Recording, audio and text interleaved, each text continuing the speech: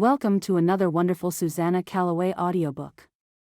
We are excited to have you with us. Before we begin the story, please like and subscribe to our channel and share it with friends. This allows us to continue adding free clean Western romance audiobooks for you to enjoy. The following title is copyrighted by Susannah Calloway, Western romance author. Now, find a comfortable spot, relax, and enjoy the story. Redeeming the Saloon Girl. Chapter 1. With fingers that trembled, he opened the envelope after barely glancing at his name penned to it in a fine hand. Barely acknowledging the curious stares directed toward him in the train station, he read the contents of the letter. My dear Mr. Reeves. Your letters have given me hope of a future as your bride. I am looking forward to meeting you at long last, and am grateful for your offer of marriage. From your letters to me, you seem like a caring and giving man, one whom I know I can grow to love and care for in return. I hope this missive finds you well. The train bringing me to you will arrive in Sweetwater on the 30th of this month. If that pleases you, then we can be married immediately. Your future wife. Maggie Ferguson. Hey, there, Thorny, what's it say? Thornton glanced up at the station master, Willie Travers, too excited to berate him for calling him Thorny. My bride will be here on the 30th. Ah, congratulations are in order, youngster, the old man said, adjusting his spectacles on his nose. This town needs more women's and children's in it, I say. Thornton half smiled as he nodded, eyeing the other two men in the room sitting beside the hot stove. Fred Smithers and Gerald Hanson stared at him with cold disdain, two aging cowhands who despised him for his Irish descent and Catholic religion. He'd immigrated to New York from Ireland, but found little welcome and work in the city. With his meager savings, he bought a plot of land outside Sweetwater, Arkansas, and hoped for a warmer welcome in this small town of ranchers and farmers much like himself. Instead, he found the folks here barely tolerated him. Thank you kindly, he replied, ignoring the cowboys. She sounds like a fine Irish lass. Under their deepening scowls, Thornton tipped his hat to Willie, one of the few in town who accepted him at face value. Walking toward the door, he heard Fred mutter, "Last thing we need, more papists." Choosing to not let the remark rile him, Thornton opened the door on a blast of cold winter wind. He'd long grown a thick skin to the comments that were never spoken to his face, having decided some things just weren't worth quarreling over. Shoving the letter into an inner pocket of his heavy coat, he untied his horse from the rail and swung into his saddle. He flipped the collar of his coat to shield his neck from the wind as he guided the gelding down the street toward the mercantile. No bride should be married without a wedding ring. Two horses stood tied to the hitching post outside the general store as he rode up and dismounted. The bell over the door chimed musically as he entered the warmth, and the storekeeper glanced up from waiting on the other customers. Like the cowhands, George King didn't approve of his Irishness, but at least he didn't scowl openly. Be with you in a few minutes, he said. Thornton nodded and browsed the glass cases that held specialty items such as rings. Well aware that the two men with guns on their hips gave him disapproving glances before turning back to their business, he examined the small gold bands in the case. He saw no prices attached to them and hoped he could afford one. He'd put back a few dollars for a ring after selling his crops the previous autumn. The two men left the store, and Mr. King walked behind the counter. What can I help you with? How much for a ring? Thornton asked. Mr. King's brow rose. Planning to marry, Mr. Reeves? Bride will arrive next week. All right. Each of these are $5. Thornton's heart sank. I only have 3.5. Sorry. The price is non-negotiable. If I was born in England and a Protestant, Thornton said, his tone bitter, would then the price be negotiable? Mr. King merely stared at him, unblinking. Good day to you, sir. Thornton didn't bother to offer him the polite tip of his hat as he left the store. Riding home to the small house he built himself on the 15 acres he farmed with the help of a sturdy mule, he tried to tell himself that a simple ring meant little. A good marriage didn't need a piece of jewelry to make it legal in the eyes of God and men. Even so, he'd wanted to present Maggie with a gift that displayed his affections and desire to build a future with her, a symbol of their bond together, a golden circle as a token of their commitment to each other. Huddling into his coat under the bite of the wind, Thornton vowed to somehow obtain a wedding ring. "Maggie, darlin', you will get a ring if it takes me years to buy it." Chapter 2. Maggie packed her few belongings in a satchel, listening to Sarah sniffle. "I don't want you to go," Sarah said, her voice choked with tears. "You're all that makes this life bearable."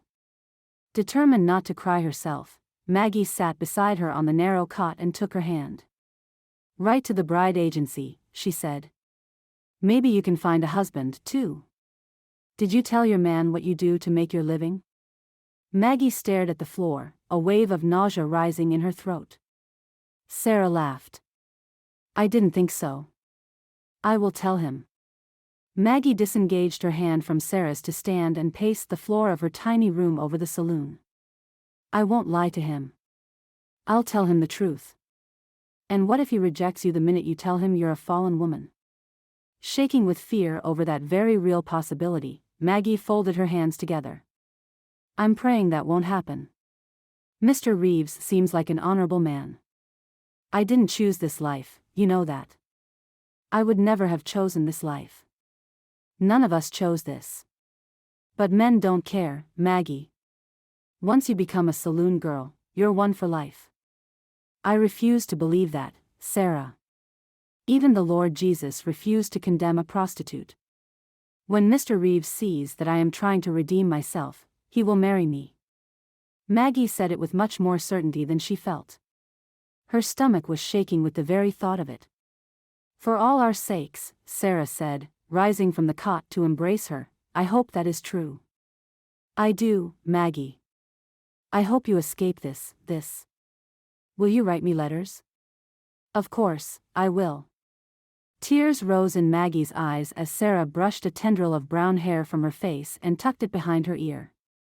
"You're so beautiful, Maggie. You're too good for this kind of life. You're meant for something better."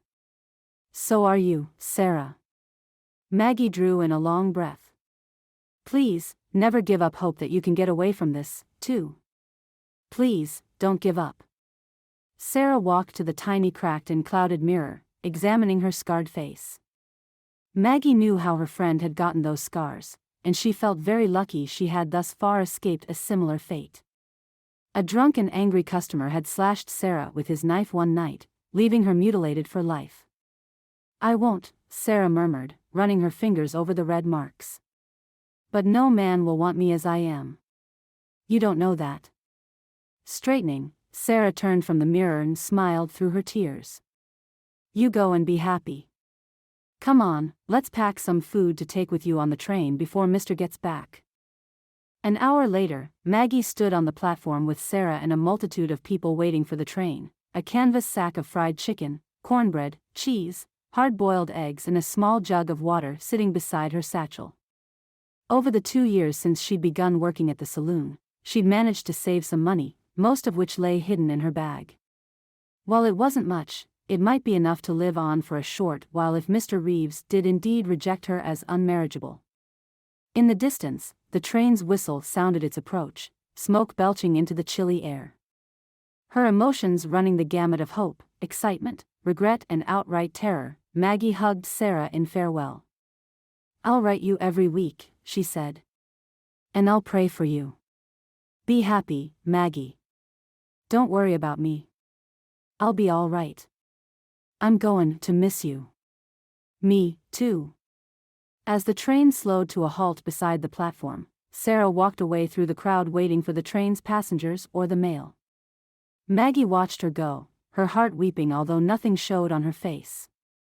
Picking up her bag, she boarded the train and chose a seat halfway down the aisle, away from the other travelers. Dressed in her best gown and bonnet, they had no way of knowing what she had been. But Maggie still thought she felt their condemning eyes on her back. Yet, when she glanced over her shoulder, none gazed at her. With the hiss of steam and the rumbling of the iron wheels, the train rolled slowly forward. She refused to look back as the town receded into the distance. Instead, She faced forward and prayed she traveled into a future of hope and love, a happy marriage filled with laughter and the sound of children's running feet. Yet, she couldn't dispel her fears, and she wondered if her decision to tell Thornton Reeves the truth about herself was the wisest course. I must, she murmured to herself. It's wrong to live a lie. I will tell him the truth. Chapter 3. Wearing his best frock coat and wool trousers, his red hair neatly brushed and his boots polished, Thornton stood amongst the other townspeople who stood on the platform waiting for the train. Nervous, he checked his pocket watch for the umpteenth time, despite the fact that trains never ran on a perfect schedule. Taking out one of Maggie's letters from his pocket, he reread her description of herself: small, with dark brown hair, pale skin and hazel-green eyes.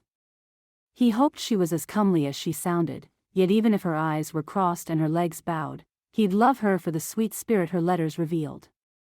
A hand clapping him on the shoulder startled him out of his thoughts. Willie Travers gazed over his spectacles at him, his smile benign. Your big day, Thorny. How many times I got to tell you not to call me Thorny? Willie chuckled. Apparently not enough. Gettin' hitched today, then?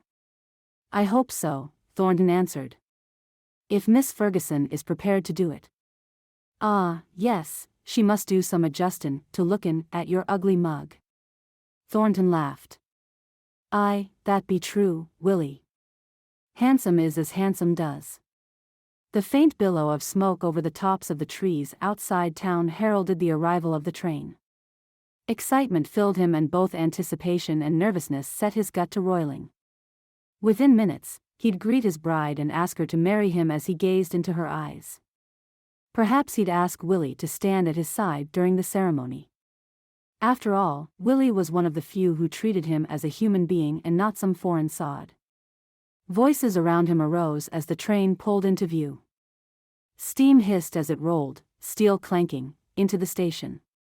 Its whistle shrieked a piercing call, unnecessarily announcing its arrival. Taller than most people there, Thornton stared over their heads as the doors opened and passengers stepped out. Businessmen in frock coats and tall hats, cowboys with plump saddlebags slung over their shoulders, a matron holding hands with a young daughter all emerged and entered the crowd. He saw Willie wend his way toward his office, adjusting his spectacles on his nose. At the last, a young woman with dark brown hair piled beneath a rose-colored bonnet paused at the train's door, gazing around at the townspeople. Thornton's breath caught. She was beautiful. She appeared just as she had written in her letters, a small woman clad in a heavy wool cloak with a pale complexion. In spite of the distance, he saw her luminescent green eyes and felt a jolt when those eyes settled on him. Pushing his way toward her, Thornton saw her descend from the train's steps, a bag in her hands. She gazed up as he approached, a tentative smile spreading her fair lips. Mr. Reeves? I. Doffing his hat, Thornton accepted her small hand to shake, his tongue stumbling on what he'd planned to say. Every word he rehearsed in preparation for this moment flew straight from his head. While he'd hoped and prayed she'd be at least somewhat attractive, her beauty and grace of movement stunned him. Opening his mouth to compliment her, nothing passed his throat. I'm Maggie Ferguson, she said, her cheeks turning a pale pink. I got your letters. Realizing at last he'd embarrassed her by his gaping stare, Thornton wrangled some sense into his brain and mouth. Of course, Miss Ferguson, forgive me. I just never expected, well, I never thought you'd be so beautiful. Her face turned from pale pink to a darker red as she flushed under his praise. Thank you, Mr. Reeves. Very kind of you to say so. 'Tis the truth. May I carry your things? Certainly, if you wish. May I ask where we are going? If you've no objections, sweet lass, we might head to the church and be married. Oddly, Miss Ferguson turned her face away and bit her lip. Is there someplace we can go to talk, Mr. Reeves? Please, I'm Thornton, he answered. Perhaps we can go to the hotel for some hot tea. Better than being out in this icy wind. That sounds lovely. He tucked her arm through his and picked up her bag with his free hand. They walked down the wooden sidewalk. The hotel wasn't far from the station, and many others from the train headed that way. Thornton asked her a few questions about her trip, praying that whatever she had to talk to him about wouldn't impact their marriage. Perhaps, she just wanted to ask for time to get to know him before the ceremony.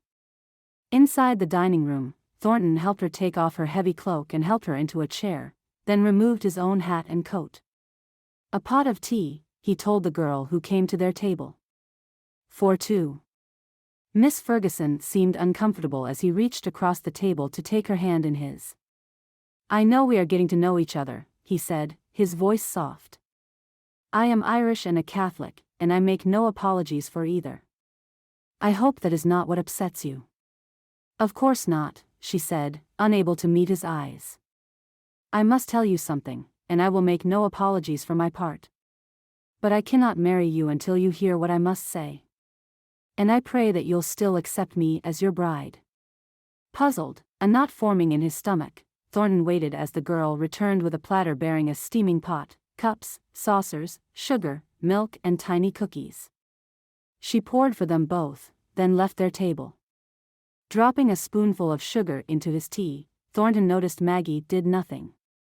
"Pray tell me, lass." Taking a deep breath, she nodded. "Thornton, I should have told you sooner. In truth, I was afraid to tell you. But it ain't right that you don't know. So, I'm going to be honest with you. I am soiled."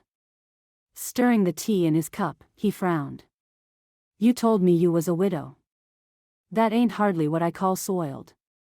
Glancing around to ensure no one was close enough to hear, she lowered both her eyes to the table. "That is true. My husband died 2 years ago of influenza. He also died leaving a terrible debt that fell to me to pay. I had no money to pay it, and his creditors threatened me with prison. There was no work. I found work in a saloon. I was stupid. At first, I didn't understand what that meant. And when I did," she stopped and swallowed hard. "When I did, it was too late. I was trapped." Thornton felt as though a fist in his gut had knocked the air from him. "You be a..." "Yes." Her voice was so low, he could hardly hear it. "Saints preserve us." He forgot his tea as his thoughts and emotions spiraled out of control. "Why did you not tell me before now?" I was afraid. I was afraid you'd reject my hand without even meeting me," she stammered. "This way, you might see that what I did is not what I am. I thought maybe you'd give me a chance to redeem myself, to prove to you I am worth redeeming. You should have told me." He stared at her as his hopes crumbled around him. "I know. And had I remained silent now, you may never have known. But I refuse to have a lie between us." Thornton shook his head, not knowing what to say or do. He admitted to himself that it took a great deal of courage for her to tell him about her past, and he admired her integrity. But could he marry a former prostitute? Had she told him in her letters, would he have agreed to marry her, knowing what she was or had been? Never. He wouldn't have, and he knew it. He shifted in his chair. He'd never have agreed to marry her. She was right to come here to tell him in person, to give him the chance to meet her before he said no. Maggie gave him a shaky smile, but he saw the fear in her eyes. "I expect I wasted my time and yours to come here. Now don't be rash, lass," he said. "I haven't refused you. Not yet, anyway. So you will marry me?" He cringed at the hope he saw on her face. I need a little time to consider the matter," he admitted. "That you are honest with me now tells me a bit about you. A lesser woman might have hidden her past and lied." "I'll take a room here at the hotel then," Maggie said, pushing her cup of tea away. "That you're willing to think about it tells me a great deal about you as well. If you consent to have dinner with me, I'll also stay the night here. I must see my animals boarded and fed." Maggie stood and collected her cloak. "Until dinner then, Thornton." Chapter 4. Maggie sat at the small table with her hand mirror, brushing out her rich locks of hair. She held out only the faintest hope that Thornton would willingly overlook her history. She still expected him to reject her after thinking about what it meant for his reputation if he married a former prostitute. Yet, his reputation need not be sullied if no one else knew what she used to be. It wasn't like he had to announce it to the town. Finishing with her hair, she stood, smoothing her gown. Thornton asked her to meet him in the dining room at 6 o'clock, and the clock read 3 minutes before 6. Leaving her small but comfortable room, she descended the stairs to the clink of silverware against plates, the low-voiced talking and laughter. Thornton stood at the foot of the stairs, waiting. Not an extraordinarily handsome man, he owned a pair of kind blue eyes under the shock of red hair that tumbled over his brow and curled around his collar. She liked his easy smile, though, and strangely, felt comfortable with him. He had handled the shock her history gave him quite well, and still wanted to see her. If given the chance, Maggie knew this was a man she could easily love. "You look, lovely tonight," he said, taking her arm. "I be the envy of all the men here." Maggie blushed, smiling under his compliment. "Thank you, Thornton." Over steak and potatoes with a side of buttered beans, Maggie listened as he spoke of his life in the old country, how he emigrated to the United States to find work and a better life, and of his successful farm here in Sweetwater. Maggie spoke of her youth in a small town in Ohio before moving to Kentucky with her husband. "John was a good man," she said. "I didn't know about his gambling debts until after his death. I had no idea." "'Tis a shame, Maggie," Thornton commented, shaking his head. "Being an Irishman, I have seen many a man fall into the bottle of whiskey and nary come out. But a man who gambles his widow into that kind of life should be sharing communion with the devil." "Sorry, lass, a harsh word for your man, I know, but I do feel strongly about such behavior." Tears filled her eyes. "I don't want to speak ill of the dead. He was a good husband to me while he lived. I only wish he wouldn't have gambled my future. My security." She sniffed. "But what's done is done. I can't take it back. No matter how much I want to." Thornton shook his head. "You're strong, Maggie, and I understand how you found yourself trapped in such a mess." "I have repented of my sin, and want only to find redemption," Maggie said, her voice soft. "I wish to be a good wife and a good mother. I want to stand strong and proud beside my husband, to have him stand loyally beside me. A good wish, that." Thornton sipped his coffee, his blue eyes warm, soft. "I make no promises, Maggie, but do know that I be considering this marriage quite thoroughly. I feel you are a good woman." "All I can ask," Maggie replied. She gave him an imploring look. "I regret it, you know. I've wondered a million times what I should have done. If there was another way out. I didn't know about being a mail-order bride in those days. I didn't know there was any other way for me. I regret it, Thornton. With my whole heart. I got out as soon as I could. Please believe me." He nodded slowly, and Maggie could see the compassion in his eyes. Please accept me," she thought silently. Through the pleasant dinner with Thornton and the rest of the night after she retired to her room, Maggie fretted and worried. If he chose to not marry her, what would she do then?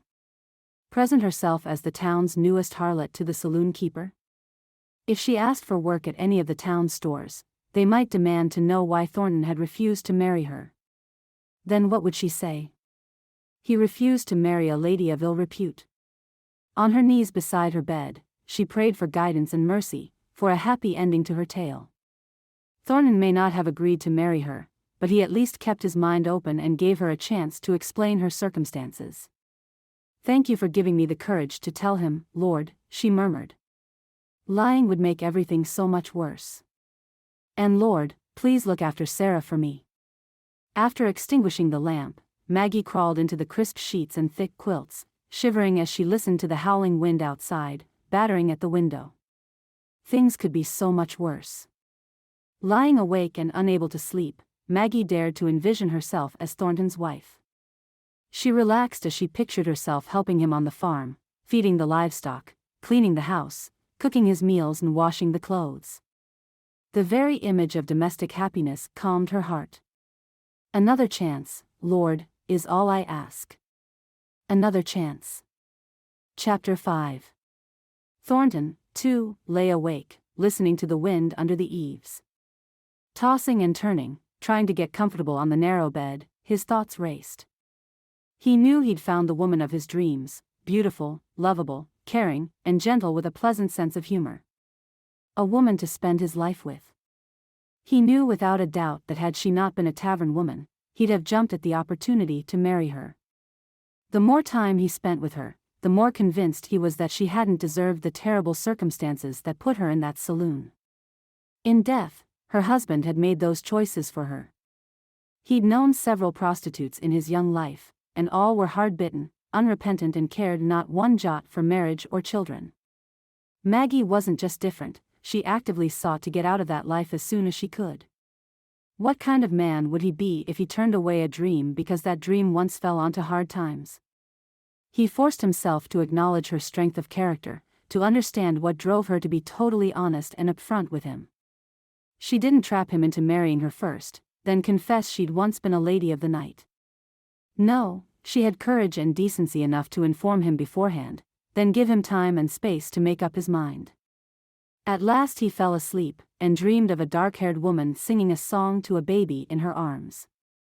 The following morning, he all but danced down the stairs to the dining room, his steps light and free. Maggie already sat at a table, sipping coffee and watching the snow fall outside the window. She glanced up and smiled as he approached. "Good morning. And to you, fair lass. I trust you slept well?" "Well enough, I suppose. The wind howled so." "Aye, that it did. Wind brought with it a right nasty storm, so I see. Will you ride back to your farm today?" "Not in this weather." Thornton shivered. "That be a killing snow out there." "Nay, lass, my goats and chickens are locked in the barn with plenty of feed and water to last a few days. My horse and mule is here in the hotel's barn, eatin' their heads off." Maggie smiled. "Then what will you do with so much time on your hands?" He leaned forward. "Why, lass, I do plan to get to know my future wife better." Covering her mouth with her hands, Maggie stared at him over them, her hazel green eyes huge. Then you've decided?" "I have. 'Tis a long way from Kentucky you've come, and I expect that you've dropped your sordid past between there and here." Tears filled her eyes. "I don't know what to say." "Just say, I do, lass." She laughed. "I'll save those words for the preacher. Right now, I'll say, yes, Thornton, I'm proud to accept your offer of marriage." "I do want to be married in the Catholic Church," he said. "You have any objections, future Mrs. Reeves?" "None at all," she replied. "My family is Irish by descent, and I was raised a Catholic." "Sweet Mary," Thornton all but bellowed. "How lucky a lad am I." "Shoo," Maggie giggled, wiping her streaming eyes and glancing around for staring faces. "Keep your voice down. There be no Catholic church here, lass," he said, sobering. "But the next town over has a church and a parish priest. Might you be willing to wait until the weather clears before we travel there to be wed?" "No, not at all," she answered. "I saved some money, so I can stay here until then." Thornton's face darkened, and he stared out the window. "I have nary a ring for you, Maggie. I wanted so much to present you with a proper wedding band, but alas, a ring is too dear at this time. I have money. Nay. 'Tis not right for a bride to help buy her own wedding ring. I'll not have it." Maggie nodded. "Whatever you say, Thornton. Just know that I'll be happy to wed you without a ring." Taking her hands in his, Thornton gazed into her eyes. "You do be a kind and sweet, gentle woman, Maggie. Of all the men walking this world, I'm proud you chose me." "Of all the women in the world," Maggie said, tears glistening in her eyes. "I'm glad you chose me." As the day and the storm outside wore on, they sat near the fire, holding hands, laughing, talking, sharing stories and the secrets of their hearts. Luncheon passed, and outside the window, the day grew darker, and the wind intensified. Just after 2, the front door banged open to permit a man covered in white to blow in on a gust of icy wind and snow. He slammed the door shut on the wind, and blinked ice from his eyes over a heavy wool scarf covering its lower face. Maggie and Thornton stared as the ghostly-looking man shook snow from his hat and coat, revealing himself as the sheriff by the badge on his shirt. "Coffee," he gasped. "Please." Taking an empty cup from their table, Maggie poured hot coffee into it, and took it to him. Wrapping his trembling blue hands around the cup, he sipped it and sighed. "You just saved my life, miss." "I'm Maggie Ferguson," she said. "Why don't you join us at our table?" His eyes flicked from Thornton to Maggie and back again. "Thornton, is this the mail-order bride you've been carrying on about all month?" Thornton stood, grinning. "Aye, Sheriff. This be my fiancé. Maggie, this is Bill Jenkins." "I'll shake your hand when it's not so cold, Miss Ferguson," Bill said. "And thank you, I'd love to sit with you both while I warm up." Maggie poured more coffee for him and took his heavy, sheepskin-lined coat to hang on the rack near the fire. It dripped water into a puddle on the floor as the ice and snow melted, and Bill extended his snow-covered boots toward the hearth. "So, when is the wedding?" "When the weather clears," Thornton replied. "We'll travel to Spring Valley to marry at the Catholic church there." Bill nodded while frowning slightly. "Be careful though. The road to Spring Valley is treacherous in the winter. You think you see the road and suddenly your mount steps into a quagmire. We've lost a few there over the years on bright sunny days after a bad storm." "Oh, no," Maggie began. Thornton nodded. I've heard tales of that road." "Listen to them," Bill said. "They're mostly true." "So, what took you out into that raging storm at all, Sheriff?" Maggie asked. "Had to look in on my pa," he answered, shaking his head, his hair dripping. "Miserable old monster. Always has to hole up in that blasted cabin of his, making me worry. All but freeze my whatsit off when I check on him, and all the while he's as happy as a pig in slop wrapped in a bearskin in front of a fire." "Perhaps you should have stayed there with him," Maggie said. "It's too nasty out there to be riding." Bill's eyes grew wide. "Obviously, you don't know my pa, ma'am. He's chucked me out into weather worse than this for daring to suggest I look after him. No. I'd rather ride back to town than face a stormy night with him scowling at me. Your pa must be a fearsome man." Bill sipped his second cup of coffee. "Not fearsome, ma'am. Just more ornery than a grizzly bear with a toothache. And far more dangerous." Both Maggie and Thornton laughed. "I'd love to meet him," Maggie said. "Brave woman," Bill said, nudging Thornton with his elbow. "Most men have more sense." "Aye, but she's new here, Bill. She has yet to learn about the quirks our little town has. And my pa is one of the quirkiest." Chapter 6. By the next morning, the storm had blown itself out, leaving several inches of snow for the people of Sweetwater to wade through. Children made snowmen and castles, and threw snowballs at one another and passing strangers. Storekeepers shoveled snow from the walks in front of their businesses as horses and mules hauled wagons through the drifts. Maggie gazed down at the street from the window in her room, realizing she and Thornton would not be headed for Spring Valley that day. "Blessed be," she murmured, wrapping a shawl around her shoulders. Thornton hadn't come down from his room by the time she sat down at the table closest to the hearth. The young maid brought her coffee and departed while two men in cowboy hats, heavy coats, and snow-covered boots entered the dining room from the front door. She paid them little mind other than a quick glance, but heard them seat themselves at a table behind her. "We best head back to the ranch," a gruff voice said. "Before the old man gets riled." "I ain't ridin' out in that, Fred," said his companion. "And I heard tell of another storm headin' this way." "Where'd you hear that from?" "Stage driver stopped for a drink in the saloon. Says it chased him across the plains." "Then we best get out while the gettin's good." I say we hunker down and wait it out. I sure ain't lookin' to freeze to death just ridin' back to the place. The maid brought them coffee and the pair fell silent as they dropped sugar and milk before sipping from their cups with noisy smacks.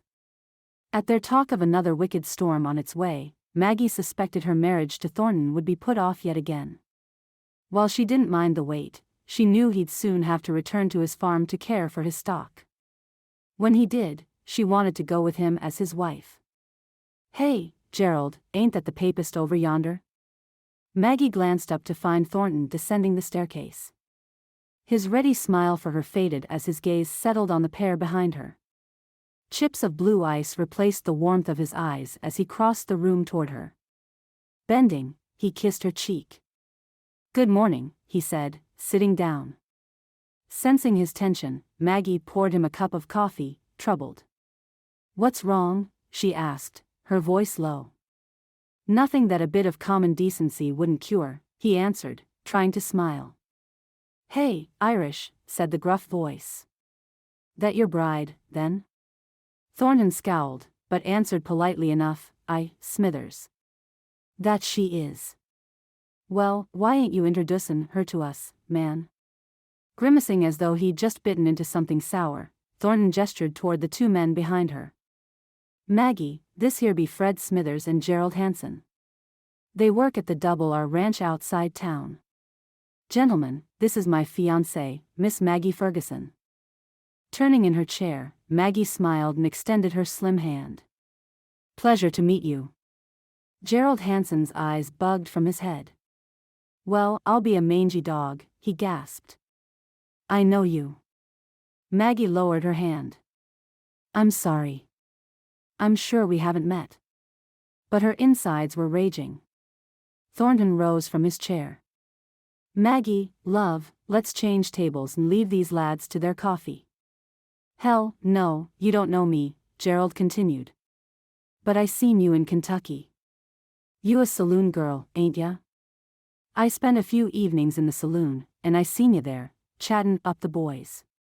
I never forget a face. Maggie felt the blood sink from her cheeks, and her hands grew cold. Trembling, she felt sick to her stomach. Thornton's face flushed with anger as he stalked around the table toward the two men. The young maid halted in the doorway to the kitchen, a silver tray in her hands. She stared at Maggie in horror before retreating back into the kitchen. Did you know your fiancée is a saloon gal, man? Gerald went on, his voice rising. That the kind of woman you Irish heathens prefer? Thornton's fists clenched, and he stared deeply into the man's eyes. My fiancée isn't none of your affair, Hansen, he ground out through clenched teeth. Be about your business and let me go about mine.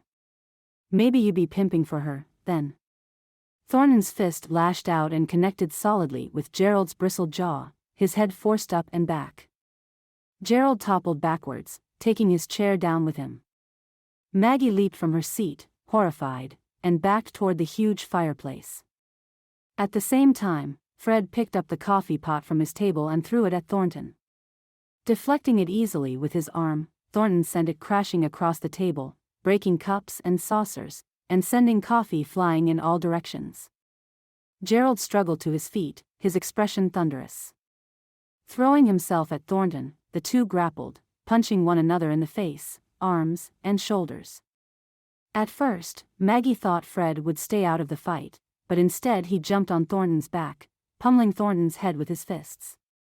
Hold on there, yelled a voice. That's enough. Louise, go get the sheriff.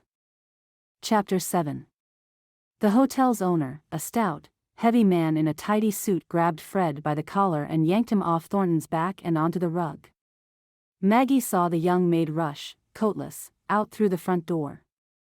Just then, the owner grabbed Thornton by the neck with one hand, and punched Gerald in the face with the other. Both men staggered away from each other, Gerald's nose bleeding profusely while Thornton wiped red from his mouth with the back of his hand. All of you, the owner bellowed, out of my hotel, right now. But he started it, Mr. Waters, Fred protested, getting up from the floor. He's set to marry a saloon wench. That's none of my business, nor yours, Smithers. You and your partner get out. Go on home before I decide you'll never set foot in my place again." The front door opened, setting the fire to dancing on fresh air as the maid and Bill Jenkins entered. The girl hurried, her head down, past the brawling men and the shaking Maggie, and vanished into the kitchen. Bill set his hat back on his head, staring at the men and the mess. "I want all these people out of my place, Bill," Mr. Waters declared. "I don't need troublemakers breaking up my dining room." "You heard him," Bill said, jerking his thumb over his shoulder. "Smithers and Hanson, get your horses and go back to the Double R. The snow is too deep, Sheriff. You should have thought of that before causing trouble." "Weren't us," Fred griped, scowling. "That there papist and his tavern girl done it. Don't care. Get out." Grumbling, the pair gathered their hats and coats, and, shooting menacing glances over their shoulders, left the hotel. Waters turned to Thornton and Maggie. "You two, pack your things and leave." "Where is Maggie supposed to go?" Thornton snapped. "Not my concern, Reeves," Waters replied, his voice cold. "I won't have a lady of the night under my roof." Turning, he stalked into the kitchen, muttering under his breath. Thornton went to Maggie, still standing, shaking and feeling ill, by the hearth. She drew away from him as he reached for her, turning her face away. "Don't touch me, Maggie." Her voice was pitched low. Fighting tears, she crossed her arms over her chest. "I should never have come here. I should never have believed I could become respectable again. I was such a fool." "No, love, don't say that. We'll still be married, see? Once the weather clears a bit." "I should leave. I've no desire to tarnish you further, Thornton. Please, don't be saying that. May I interrupt?" Maggie glanced up as Thornton turned to find Bill at his shoulder. "Before either of you does anything rash," he said, "I can offer Miss Maggie a warm cot in my office. It ain't much, but she'll be safe from the weather. You, Thornton, can bunk on the floor of my house. That'll give you two time to figure things out." "You'd help me?" Maggie said, unused to such kindness. Bill's eyes rested on her pale features. "Miss Maggie, a lady of the night is still a lady in my book. It don't bother me none what you did in your past. That ain't my business." "Thank you, Sheriff." Walking swiftly, Maggie headed for the stairs. "I'll get my things." Upstairs in her room, Maggie fought the urge to fall upon the bed and sob. Feeling wretched and ill, her hands still trembling, she packed her few belongings into her satchel and threw her heavy cloak over her shoulders. Leaving her room, she found Thornton emerging from his, pulling on his long coat. "Maggie," he began. "I'm so sorry." "Me, too," she replied. "I still wish to marry you, lass. I think that's a terrible mistake. I'll bring you nothing but trouble." His hand on her arm stopped her before she descended the stairs. "Nay, love," he said, his fingers gently brushing a tendril of her hair from her face. "This town will accept you, us, in time. They will see the beauty of your heart and your soul, and will learn to love you. As I do." She tried to shake her head, but his hand cupping her cheek halted her negative gesture. "Thornton. Trust me, love. It will work out." Gazing deeply into his warm blue eyes, Maggie tried to raise a fight inside her, to find the courage to walk away from Thornton, his marriage offer and Sweetwater. Yet, if her past caught up to her here, it would follow her to the next town, and the town after that, she realized. Bitterly, she recalled Sarah's words, "Once a prostitute, always a prostitute." She could never run away from her past. It would always be there, a stain on her future. "Will you promise to stay and marry me, lass?" he asked gently. "I promise to think about it." Oddly, her words brought a swift grin to his face. "All I can ask. The sheriff went out to make things ready for you. Let me carry your bag." Under the disapproving stare of Mr. Waters and the fascinated gaze of the young maid, Maggie let Thornton usher her through the dining room. As other hotel patrons observed the mess and asked pointed questions, she hurried out the door and into the bitter cold. Grateful for Thornton's strong hand under her arm, she feared her shoes might slide out from under her and send her into an ungainly tumble in the snow. Children still played in the street, dodging foot and horse traffic, yet none threw any snowballs in her direction. She wondered how long before they, too, learned of her past and harassed her when she walked by. Shivering, she held her hands under her cloak to keep them warm, hoping the sheriff's office wasn't very far away. Bill Jenkins greeted them with a smile and hot coffee brewing on the stove. "Come in and get yourself warm, Miss Maggie. Here, sit next to the stove." Permitting him to take her cloak, Maggie sat down on the chair and accepted a cup of coffee from Thornton.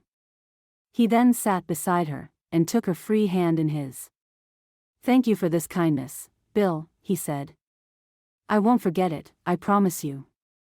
"Happy to help," he replied, also taking a chair to sit. "Once the weather warms a little, you can get hitched and head to the farm." "Those men in the hotel," Maggie said slowly, "spoke of another bad storm coming this way." Bill rubbed his chin. "Not good. But, nothing we can do, except hunker down and wait it out. Got plenty of coffee and plenty of wood cut. You and your man here will be just fine, Miss Maggie." Smiling softly, Maggie squeezed Thornton's hand. "Now if I could just get that old coot down off his mountain," Bill said, his voice glum, "I could sleep at night." Chapter 8.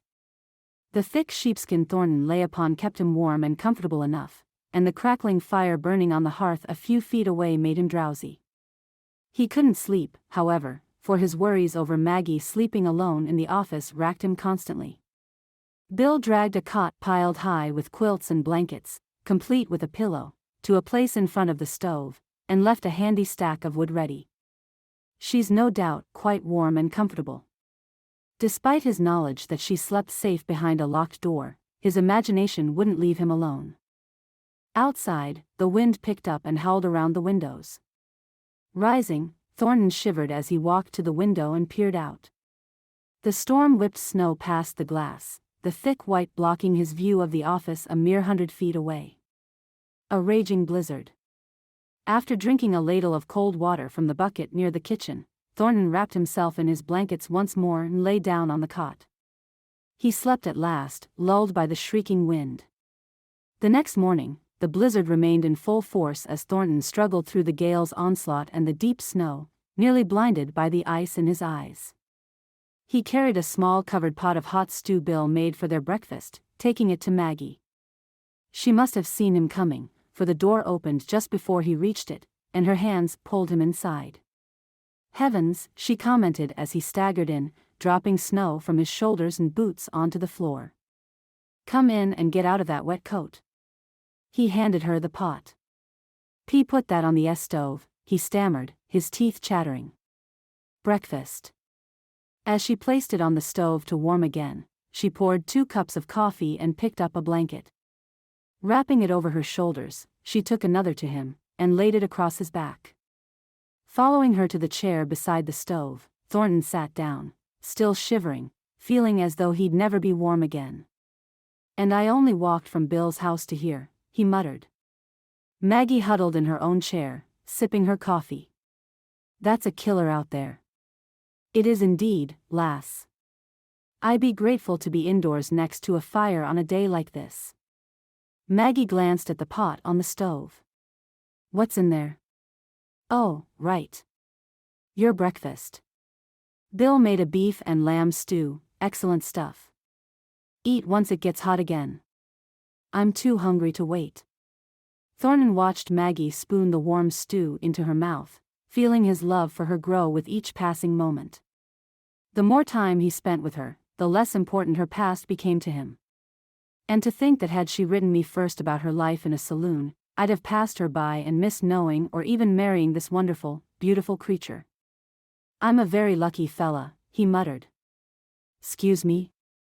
Maggie, her mouth full, wiped gravy from her lips with a napkin, eyeing him with curiosity. He smiled.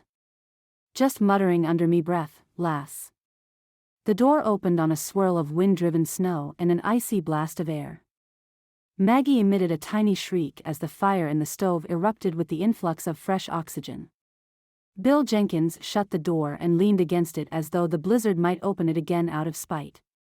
Phew. Bill pulled his hat off his hat and brushed snow from it before shaking more from his coat. This is a bad one. It's gotten worse in just the last half hour, and I think it's only going to get more intense as time goes by. Hanging his coat and hat on a hook, Bill poured himself coffee from the pot and sat near Maggie. He gulped the hot brew and breathed deeply in relief, extending his free hand and not holding the cup toward the stove. I'm so darn cold. Will it get worse than this? Thornton asked as he peered out the window. I fear so. I've seen storms like this before, and my bones are excellent weather predictors. Did you eat, Miss Maggie?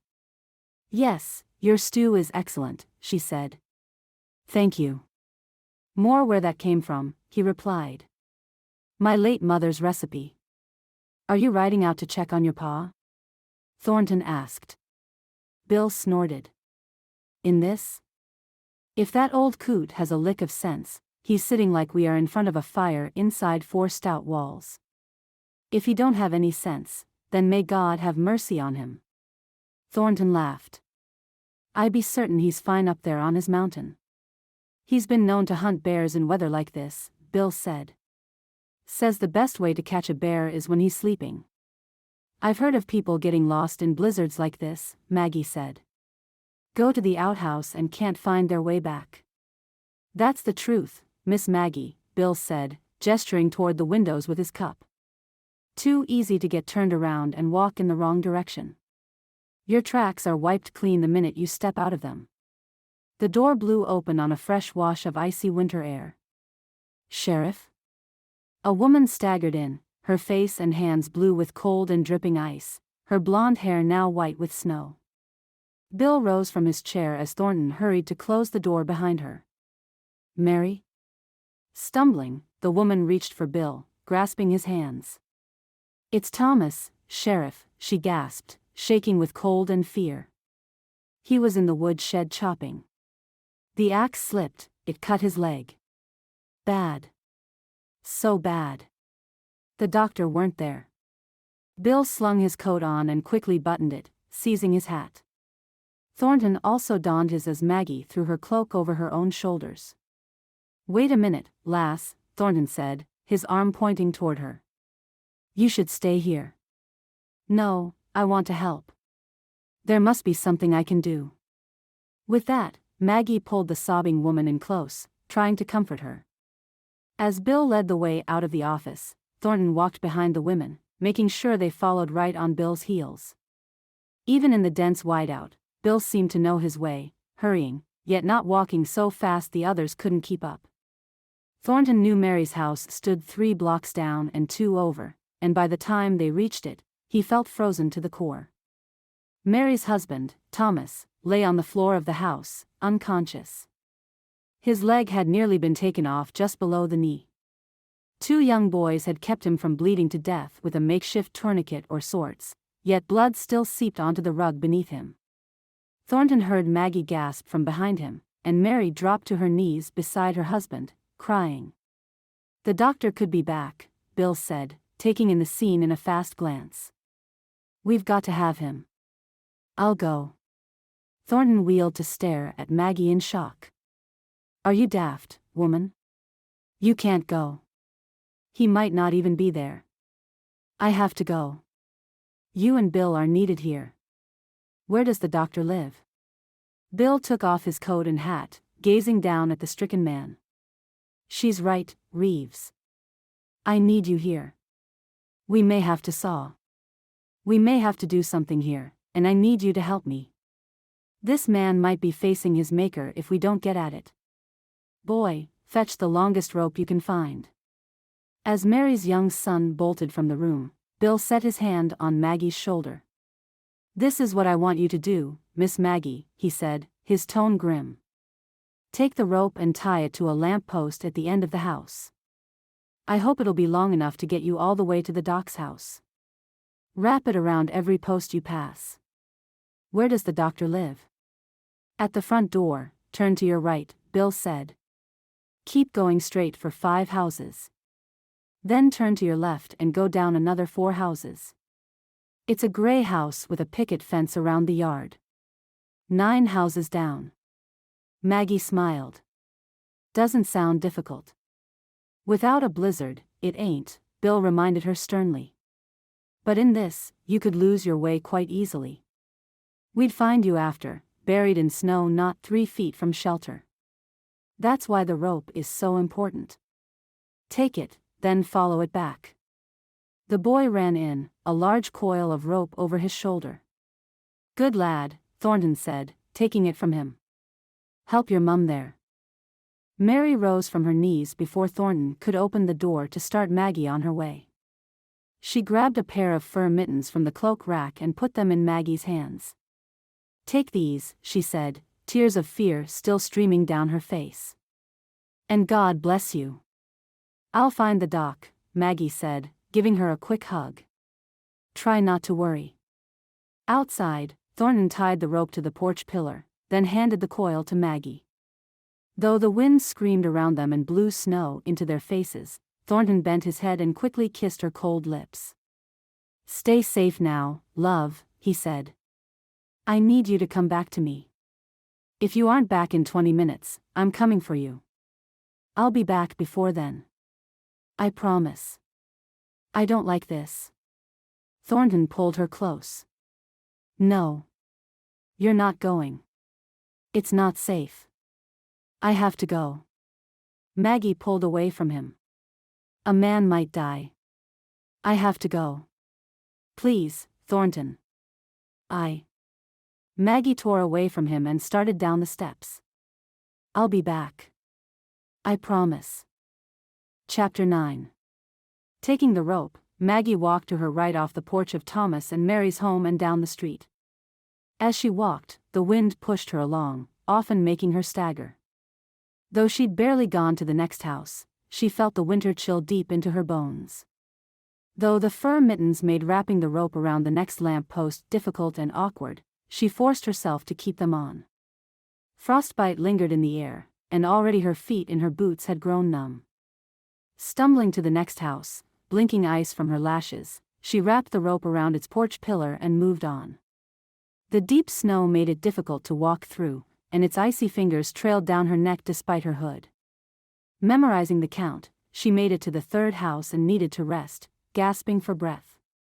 No resting till the doctor is there and you're safe. Standing still meant death. Struggling on to the 4th, she panted hard, and for a moment forgot how many Bill had said. 4 houses to the right and 5 down? Or 5 houses to the right and 4 down?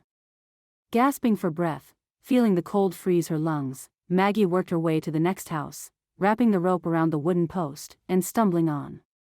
Half blind, she almost staggered past it, then turned back, facing into the howling wind. She pulled the rope around the pillar, and discovered she had no more. It was too short. But she had to keep going. She had to. Tying it off, she faced away from the wind as she had been, then slowly turned to her left. 5 to the right, she muttered. 4 to the left. However, Bill hadn't mentioned she had to cross a street to find the houses to the left. Taking deep breaths while the wind struck her in the back, she carefully turned to her left. With the wind striking her on the left side, she waded through the knee-deep snow. Concentrating on keeping the wind to her left, she found the first house when she walked smack into it. She saw no lights in windows, no comforting people, nothing save blinding white. 1 house, she told herself, continuing with the wind striking her left hand. Deliberately keeping close to the homes, Maggie trudged on, feeling her way from house to house, counting each one. She no longer felt her feet in her boots. Though she knew she wriggled her fingers in the mittens, she couldn't feel them. Holding her cloak closed at her throat, she worked her way past the 2nd, then the 3rd. Upon edging her way past the 3rd house, she tripped over something and fell on her face.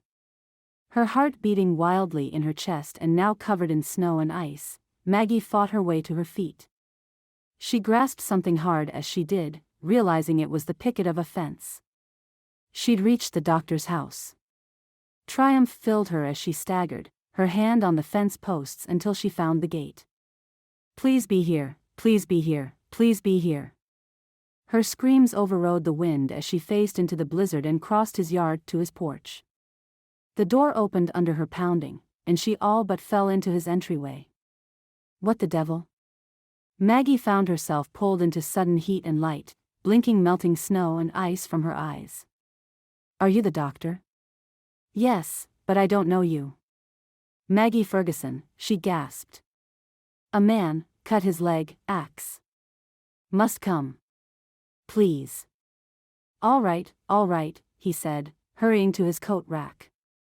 "Let me get my bag." Wishing she could sink to the floor and wrap herself in the blessed heat for the next several days, Maggie took the mittens off to wipe cold water from her face, noticing her hands were stark white. As the doctor pulled on his gloves and his hat, his medical bag in his hand, she turned toward the door. "You can lead me through a whiteout?" he asked. Maggie nodded. "Take my hand."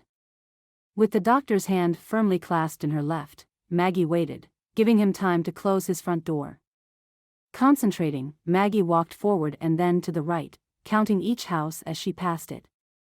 Now the wind struck her from her right side, informing her she was headed in the correct direction. The doctor, whose name she didn't know, followed right behind her, never losing his grip on her hand. Once she passed the fourth house, she stopped, gazing into the whiteout. "What's wrong?" the doctor shouted. "Are you lost? Whose house we headed to?" She didn't answer, but felt the wind had changed. It no longer blew straight onto her right side, but now had shifted toward her face. If she kept the wind to her right, she may lead them both into an icy death. If she followed her instincts, which was to walk straight into the wind, she might find the rope again. Had the wind truly changed direction? Or did she turn slightly in the wrong direction, and thus by going straight would walk them both into white emptiness? Following her gut, Maggie tugged on his hand, and walked face first into the wind. Floundering through the snow, she struggled on, concentrating on what the tiny voice in her heart told her to do. If she was on the right course, she should find the rope she tied off within a few steps. As she found nothing in front of her feet except more snow, she began to fear she had turned the wrong way. Then her foot struck wood. Reaching, grasping with her free hand, Maggie found the post with the rope tied to it.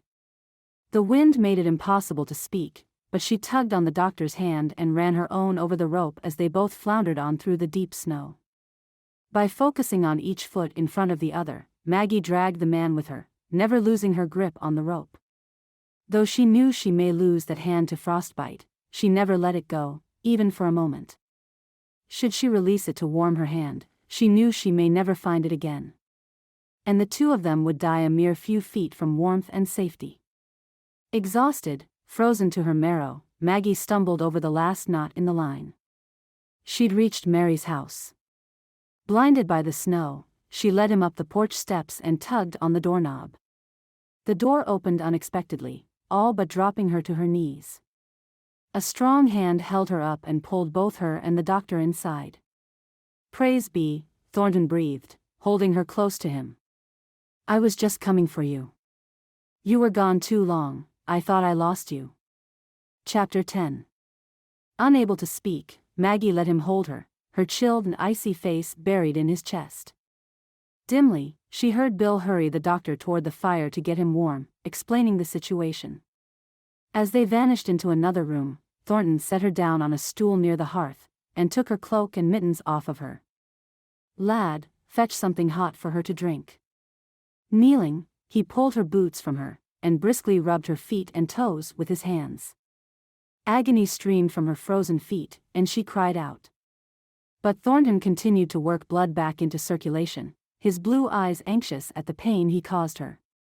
"I must do this, love," he murmured, pausing long enough to kiss her cheek.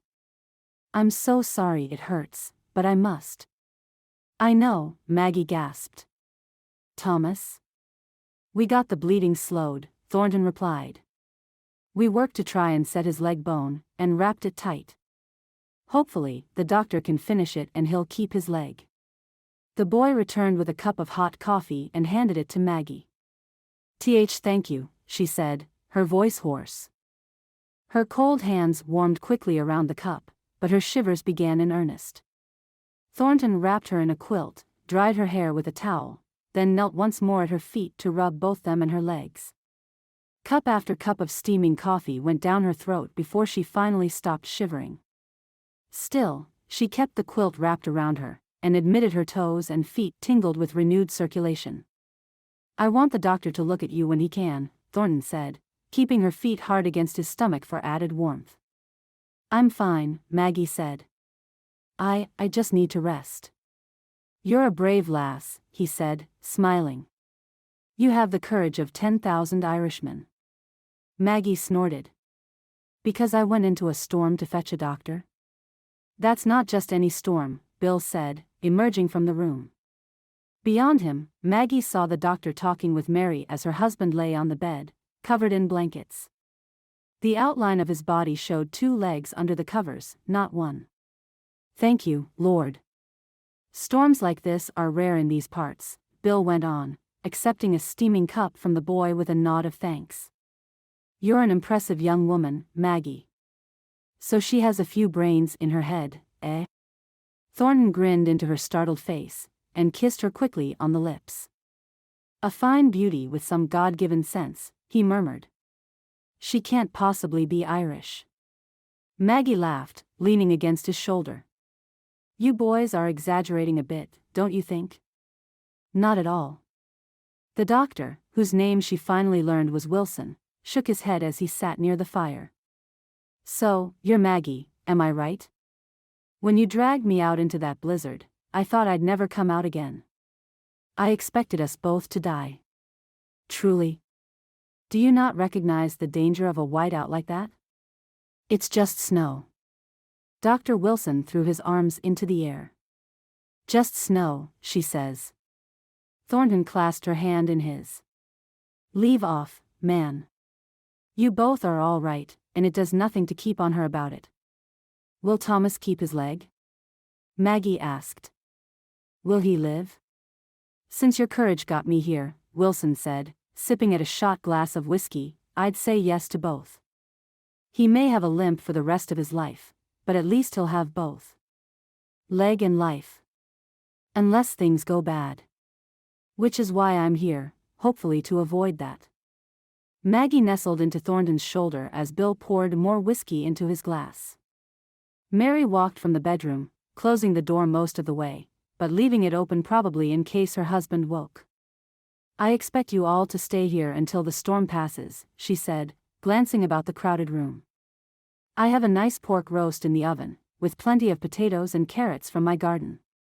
Of course, a meal is hardly thanks enough for all of you saving my husband's life. Wending her way to Maggie, she leaned down and wrapped her arms around the slender girl, at last permitting herself to weep. To you most of all, do I owe thanks, she sobbed.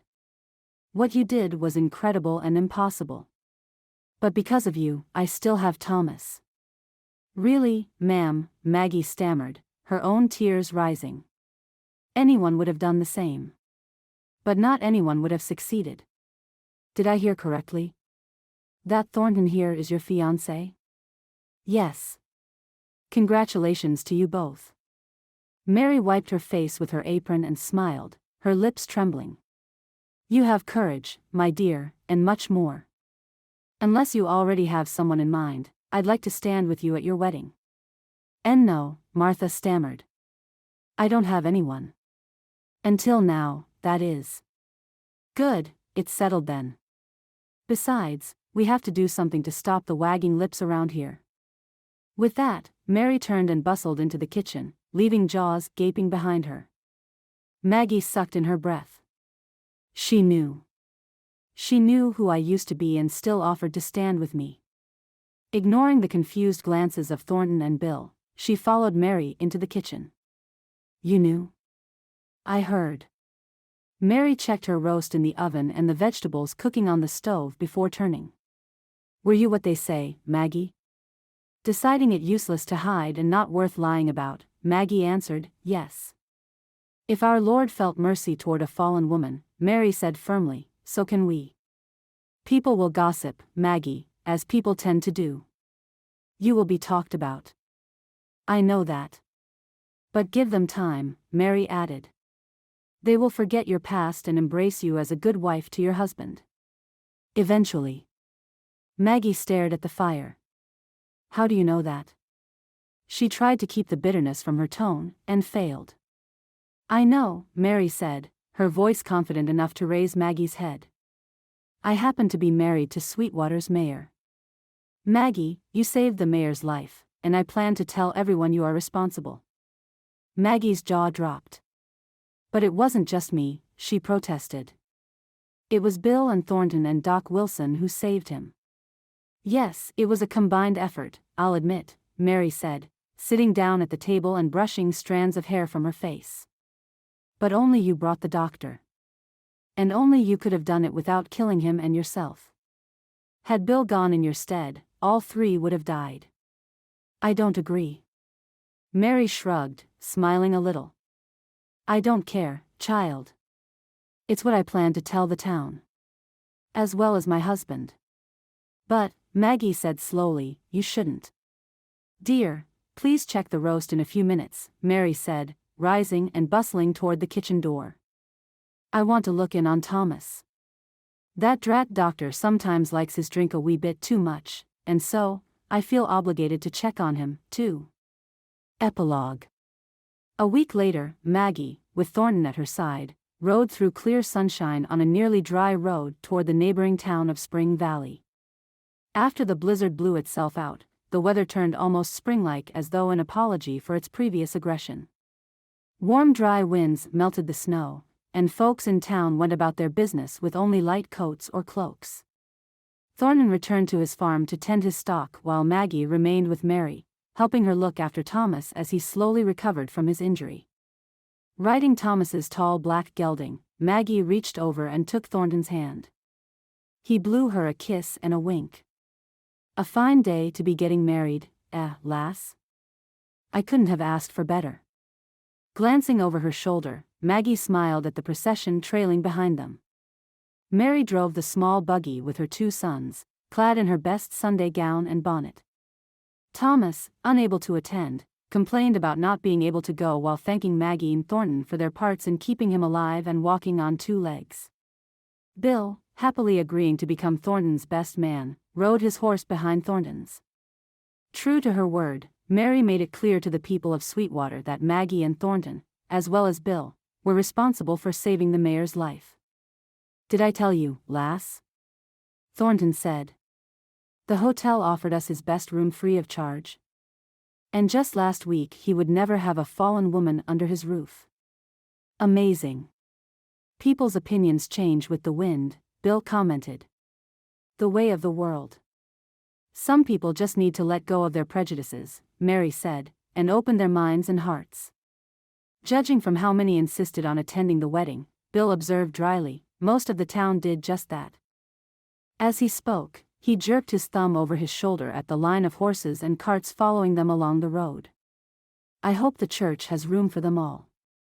The church did. With every pew filled, Maggie walked down the aisle beside Bill, her arm through his, radiant with joy. Thornton and Mary waited for them in front of the altar, with Father James ready to perform the ceremony. As she walked in slow, measured strides, she smiled at the strangers who now welcomed her into their town. She fully realized what their attendance here meant, to sit inside a Catholic church to witness a former prostitute marry an Irishman. It boggled her mind at the truth of it. Bill deposited her at Thornton's side, then went to stand beside him. As the priest intoned prayers and spoke of the love between a man and woman, Maggie listened, yet her mind wandered to her new future. Her love for Thornton had grown steadily since they'd met, and he took every chance he could to tell her how much she meant to him.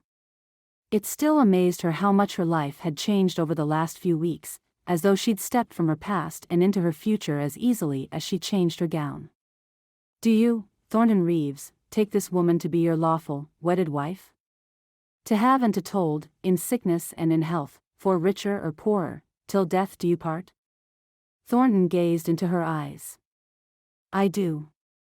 Do you, Margaret Ferguson, take this man to be your lawful, wedded husband, to have and to hold, in sickness and in health, for richer or poorer, till death do you part? She smiled and spoke, her voice strong. I do. Do you have the ring? Maggie's heart thumped, feeling slightly ashamed that Thornton would be forced to admit in front of all these witnesses that he had no ring to present her. Though she didn't care if she wore a gold band or not, she knew Thornton had pride, and for him to lose face before a crowd would demean himself in his own eyes. Bill put a hand in his pocket, drawing forth an object. A small gold ring. Maggie gasped. Thornton grinned as he took it from Bill, then reached for Maggie's left hand. With this ring, I thee wed. Tears filled her eyes as he slipped the band onto her finger. I now pronounce you husband and wife, Father James told them. You may kiss your bride, Thornton. Thornton bent his head and kissed her as the church erupted in applause. Laughing and with tears spilling down her cheeks, Maggie hugged her new husband. After receiving congratulations from Mary and Bill, who embraced her and kissed her cheek, she walked proudly at Thornton's side down the aisle. Outside in the winter sunshine, as the folks followed them out, she held Thornton's hand. Amid the talk and people stopping to shake their hands and offer their congratulations, she had to know. How did you get this ring? She asked. Mr. King, the merchant, agreed to come down on his price, Thornton answered, smiling. Actually, Bill said, as he and Mary joined them, the truth be told, he offered it for free. As Thomas is his good friend, and you were instrumental in keeping the man's leg intact, he wished to show his immense gratitude. But Thornton, being a stubborn and proud Irishman, Mary added, refused the gift and paid him $3.50 for it. It seems everyone knows my business as well as I do, Thornton said, rolling his eyes. It's a small town. Bill clapped him on the back. And when you're the town's heroes, you get talked about. Maggie laughed, unable to take her eyes off the gold band. It's so beautiful. All this seems so unreal. Like the story of a fairy tale princess. Then that makes me your prince, Thornton said, his arm over her shoulders. Shall we return to our castle? Laughing and hugging him, Maggie reached up to pull his face down to hers to kiss. I love you, Thornton Reeves. Why, it so happens I love you, too, Maggie Reeves. With all my heart. The end. Thank you for listening to this heartwarming story by Susannah Calloway. You can be assured that all her books are clean and wholesome. To find other romances by Susannah Calloway, as well as the other authors at Tika House Publishing, visit www.tikahousepublishing.com. Remember to hit like and subscribe, and we will see you in the next Susannah Calloway Western romance.